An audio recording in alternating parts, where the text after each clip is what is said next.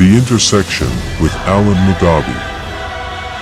The Intersection with Alan Mugabe. The Intersection with Alan Mugabe. The Intersection with Alan Mugabe.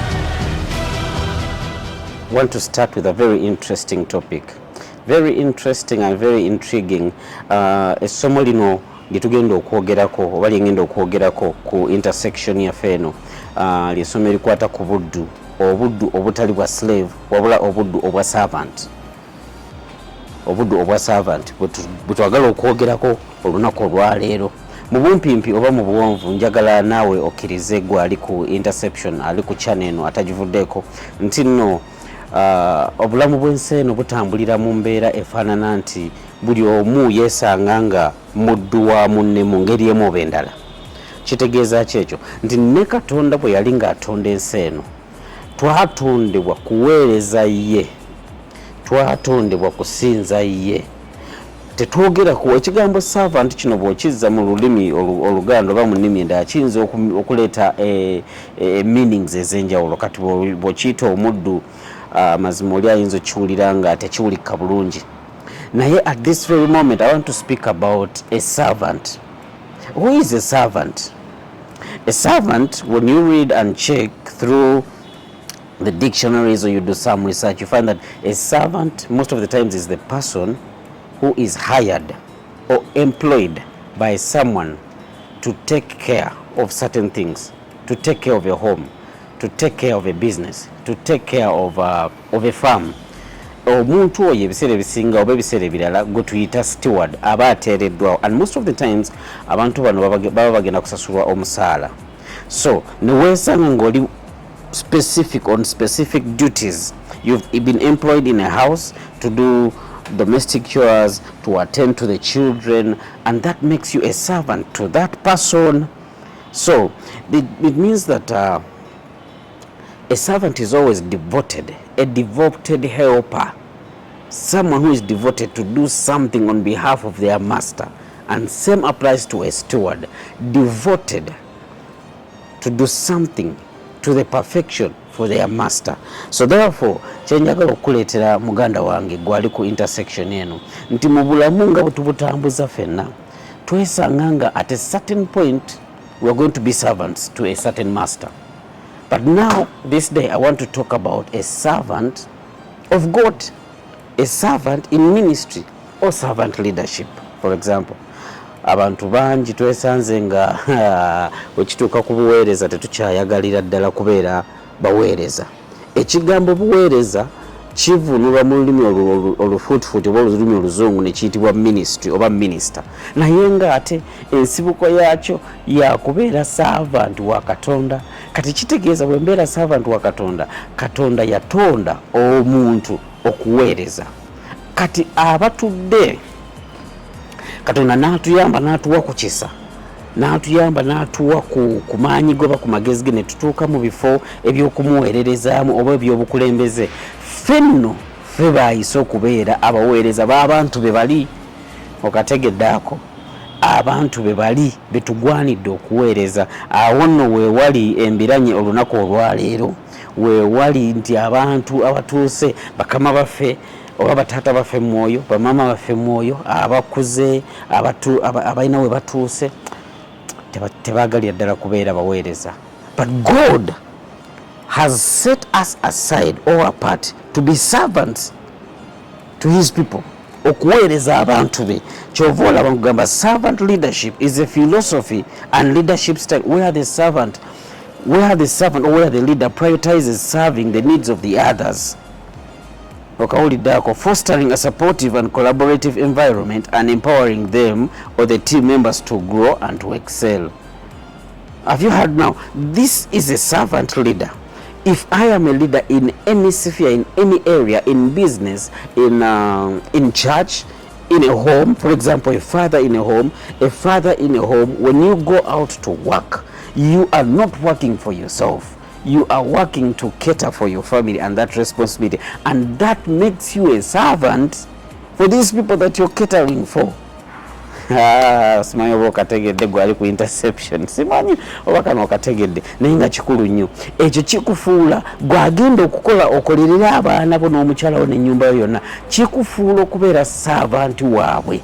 Si saavanti nti ogenda kuba osasula omutango bo, naye olw'okuba okolerera bo olafuuba n'oyita mu bulamu bw'ensi eno ng'oyagala bo babeeko kye batuuka. You're prioritizing your kids, the school fees, the health, your wife, your family. You're prioritizing that, and that is the reason why you wake up every morning and you come back home late in the night. You travel long distances, you go for safaris, you do everything possible to see that these people are well off. So that means you're a servant. So when it comes to us, the church leaders, we are meant to be servants. We are meant to be servants, and that is one of the things that is missing in our churches today. We are meant to be servants. We are meant to be serving others, because the primary focus is on meeting the needs of the team members. The primary focus of a church leader or a pastor or any leader in the business world, in a home, in a school, the primary focus is to see that the members' needs, the team members' needs are met. And how do you do that? You only have to serve them to see that they grow. You have to empower. Besides focusing on serving others, you have to have an element of empowerment.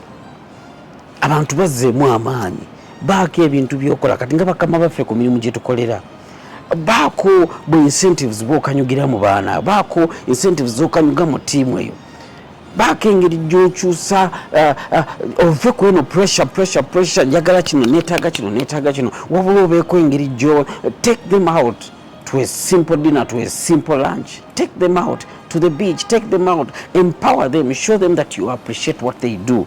When it comes to the church, we pastors, we leaders are supposed to show our team members that we understand and we appreciate their effort. We appreciate everything that they are doing. So that, those are some of the few characteristics or few elements that are found with a servant leader. You have to have an ethical behavior. Ethical behavior, be exemplary. You have to be exemplary in everything that we do. In everything that you do, because we are servants. I'm not going to stop speaking about this. We are supposed to serve these people that we lead. We are not supposed to be bosses. We are not supposed to be what should I say, we are not supposed to be the supremes, but we are supposed to be, like, we can call it the underdog. Gwe mukulembeze ali ku ntiko ate gwe olina okukakkanira ddala wansi, because we also have examples from the Bible. The Bible clearly teaches that while Jesus lived his world, there are so many other biblical figures in the Bible. For example, Moses, David, they show the traits of servant leadership: leading with compassion, leading with determination, leading with zeal. Do not let any member of the team get lost. And if they get lost, you go down to the ground to find out the reasons why this team member is deciding to quit, this member is quitting, this member is leaving, this member has given up, this member is demoralized. As a servant leader, you have to go down to the list. I wouldn't want to speak so much about servant leadership without quoting the Bible, because that is the basis of where servanthood begins. Now, in the Bible, servant leadership is exemplified by Jesus, who taught that true greatness lies in service. For me and for you to be great, it lies in service, not power, and that leaders should prioritize the needs of others, and as it is demonstrated in Matthew chapter 20, verses 26 to 28. Matthew chapter 20, verses 26 to 28. This is what my Bible says. Matthew 20, 26 to 28. The Bible says, "But it shall not be so among you, but whoever wants to be great among you must be your servant, and whoever wants to be first among you must be your slave." Now this means that as we teach these lessons, as we yearn to get the best out of men, it is not those who selfishly strive for greatness whom God counts great. But the humble, the lowly, and those are the servants of all. Verses number 28. Just as the Son of Man came to serve and not to be served. The Son of Man, here the Bible talks about the Son of Man, and that is Jesus, who the Bible calls the Son of God, and it is true because the Bible also says he was 100% human, 100% divine. So the Son of Man came to serve and not to be served. Kati gwe omusumba wange, omusumba waffe, abasumba baffe, tuliwa wetutuuka awo. Omukulembeze mu kwaya, omukulembeze mu ba asha, omukulembeze mu bayimbi, omukulembeze mu beegayirizi, tuliwa mu kifaananyi ekyo. Wulira 28. Just as the Son of Man came to serve, not to be served, and to give his life for a ransom for the many of us. Okawuliddako awo tuddirayo wali n'enkukakasa nti nze naawe tugwanidde kubeera baweereza nga tuweereza bantu. As much as we say we are serving God, it is 100% true, but the best way of serving God is serving his people. Jesus' actions and teachings provide a foundation for servant leadership. He emphasized humility and service. And he says, whoever wants to be great among you must be a servant. And whoever wants to be first must be a slave. Njagala okukkiriza Katonda nti kino kikukutteko. Nze naawe tugwanidde kuweereza abantu ba Katonda. Y'engeri y'okuweereza Katonda. Gwe tuyita Katonda nga tumuweereza, nze naawe tulina kuweereza abantu be. Bwe tuweereza abantu be, olwo nno kwe kumuweereza ye. Mukama yebazibwe mulokole. I believe I have spoken to someone's life. I believe at the intersection you have learnt a thing or two. But before we continue, let's go in for a short breather and we shall get back. And this is proudly sponsored by Angelic Flavors. If you want to take any nice yogurt, any nice milkshakes, any nice juice, Angelic Flavors is the way to go.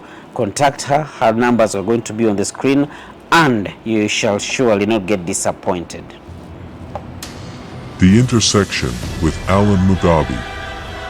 The Intersection with Alan Mugabe. The Intersection with Alan Mugabe. Igits Media Photography.